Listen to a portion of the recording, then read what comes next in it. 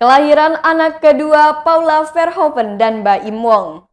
Istri artis Baim Wong yakni Paula Verhoeven dikabarkan telah melahirkan anak kedua mereka di RSIA Bunda Menteng, Jakarta Pusat pada Sabtu 9 Oktober 2021 pagi.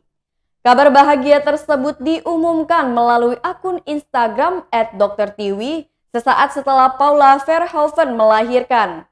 Akun Dr. Tiwi mengunggah video Baim Wong sedang menggendong anak keduanya sembari mengazani. Dr. Tiwi menuliskan, doa ayah menyambut sang titipan menggetarkan siapapun yang menyaksikan. Kadang para ayah takut menggendong, tapi kalau diminta sambil diazani dan peluk, tak pernah ada yang menolak. Sebelumnya, Baim Wong mengunggah foto sedang mengantar Paula Verhoeven ke rumah sakit menjelang persalinan. Baim Wong dan Paula Verhoeven menikah pada 22 November 2018. Setahun kemudian, mereka dikaruniai anak pertama bernama Keanu Tiger Wong. Sebelumnya diberitakan pengakuan istri Baim Wong, yakni Paula Verhoeven, sangat bahagia bisa hamil bersama Nagita Slavina, istri dari Raffi Ahmad.